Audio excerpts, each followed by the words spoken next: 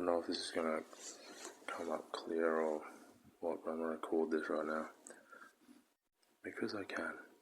And I've been thinking about different quotes like I like to do. Anyway, yada yada. So there's this one by Nietzsche, you've probably heard it. They muddy the waters to make them seem deep. And so this dude's interpretation of that on Quora was this. And I think it's just like probably the most astute and discerning interpretation of it that I've probably ever come across. So yeah, his response to that quote, they muddy the water to make it seem deep. He goes, the most obvious reference here would be to obscurantist scholars in the humanities or certain highly regarded, by someone apparently, artists whose art consists of getting on stage and masturbating with some rancid canned pasta or something equally squalid and insipid. But I think it goes a little deeper than that. The obscurantists are working in the humanities, and there are some, and are only at the tip of the iceberg. Beneath that lies, I think, most of the social sciences. It's no secret that theories, or rather theories in inverted commas, in sociology or psychology have nothing like the confidence level of the natural sciences. And even the natural sciences are far from perfect, although they at least make real progress in understanding phenomena. The pretensions to scientific, again in inverted commas, authority on the part of the social sciences are more social than intellectual in origin.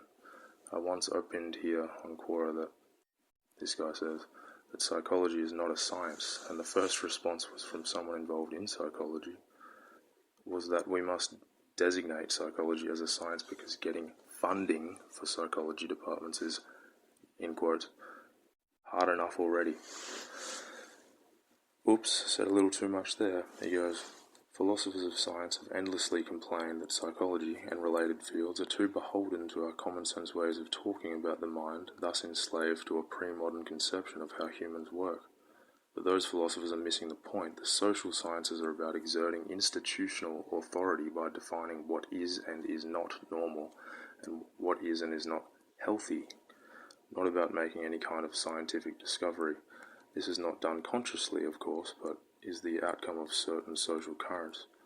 The social currents that gave birth to this go back to a fundamental feature of modernity, which is its insistence on a particular kind of instrumental rationality as the highest court of appeal.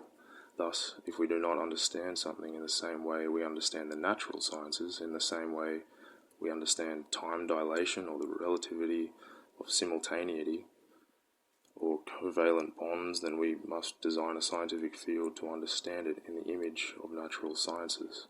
Our social sciences will do for society what physics does for matter, and they cannot fail because the relevant science is by definition the highest court of appeal, and anything it cannot grasp simply isn't there. To insist otherwise would be to set oneself against science, to return to superstition and the pre-scientific darkness that lay over the world before the dawn of modernity. What he's saying there is that, so the social sciences, psychiatry, psychology, all these sciences of the mind, which claim to be hard science and all of these things, but really they're just theories and just concepts driven up by philosophers or psychology, these so-called social scientists who they're coming up with theories and they obscure them with jargon and technical terms and words and make it sound all proper. But at the end of the day, he goes back, he continues here. I'll keep going with what this guy said, but you sort of get the point.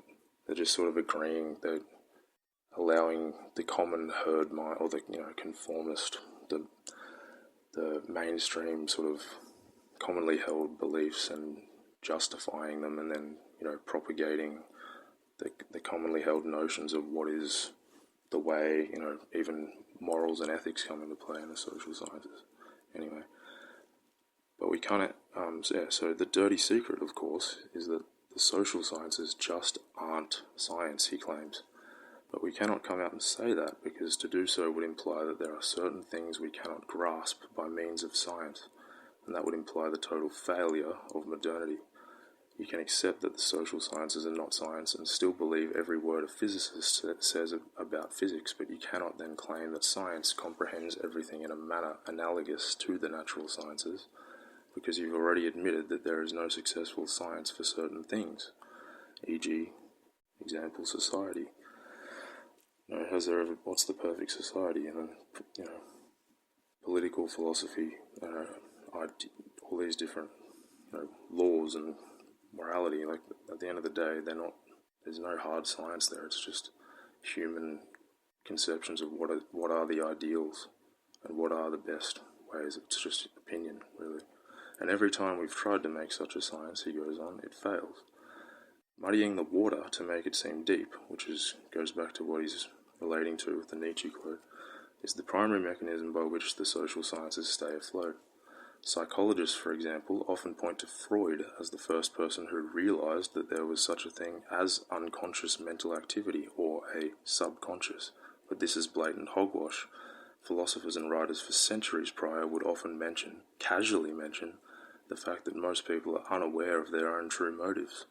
But Freud was the person to discover the real trick here, which is to describe common sense phenomena using some obscure terminology, and then use that specious framework to build a science that we can then argue about and get paid for. Because he's right, it's all, look at psychiatry. Why did they come up with a DSM-5? What was the true purpose of the DSM-5, which is simply, a bunch of, all of the diagnoses in that book of psychiatric diagnostics, and the diagnoses by which people can be so supposedly diagnosed with mental disorders or whatever.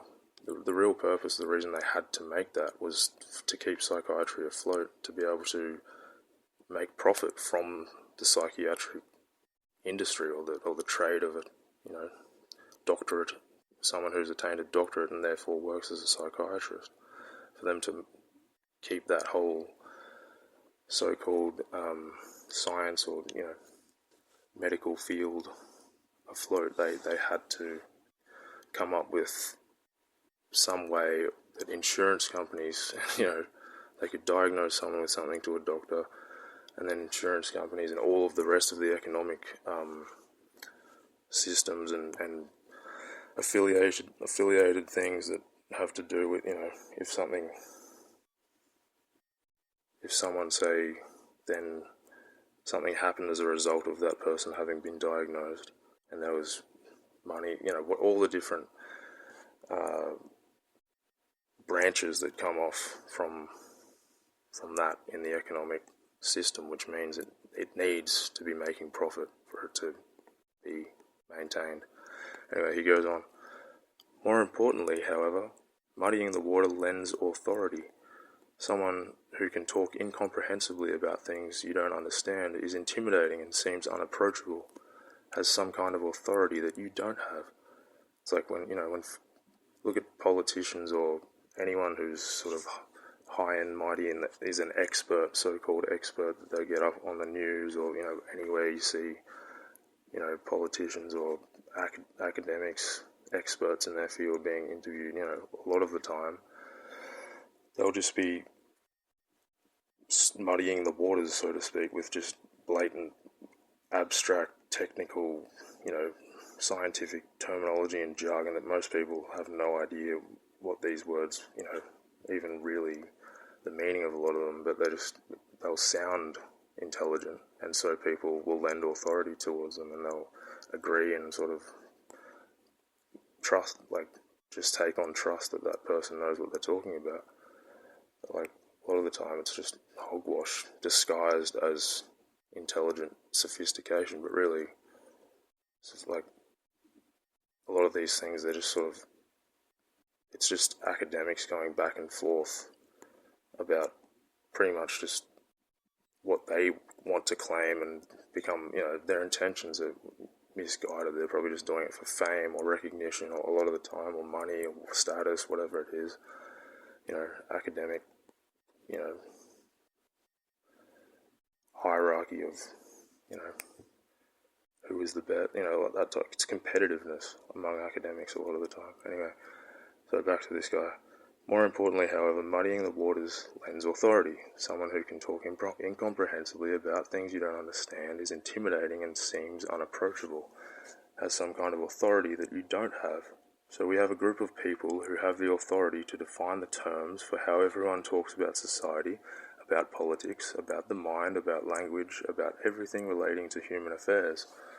Now, mix this up with the fact that the social sciences are easily weaponized in a political sense, propaganda say.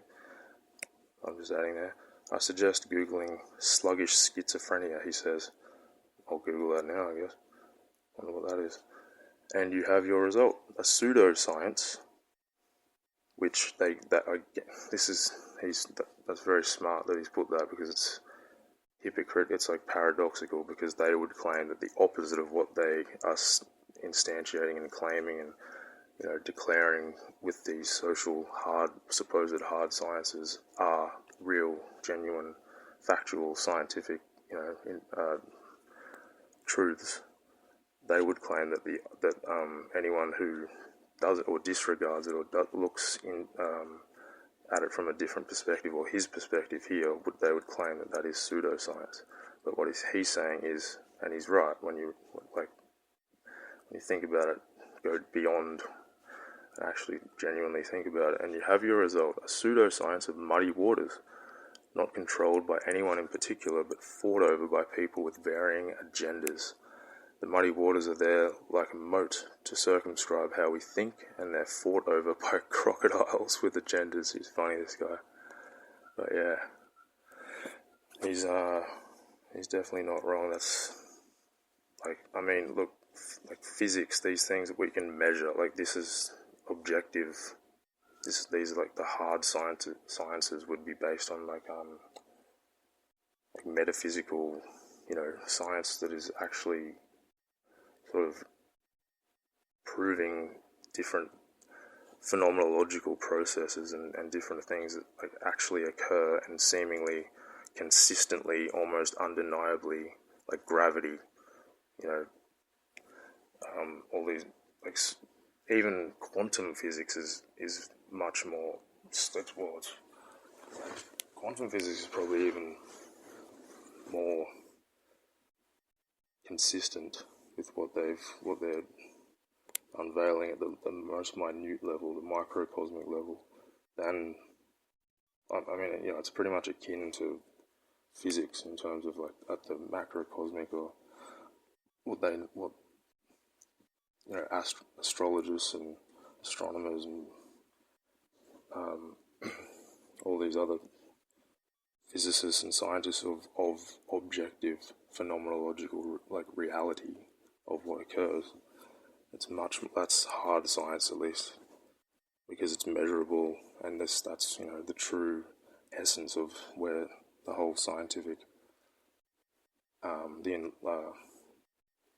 Enlightenment, from the 1700s, since Descartes, that's where that sort of was founded. And then this whole, because if there's a society, there's a political hierarchy, there's powers, there's people who are in power, there's people in authority, there's laws that they then proclaim and declare, and by which they govern the people and keep them in line and keep people doing what it is that they want them to do, to be able to drive their economic, or maintain their power, as well as drive the economic profits that the people in power governing a certain society or civilization must have the common people do to be able to maintain that power of theirs. And so what are they going to do?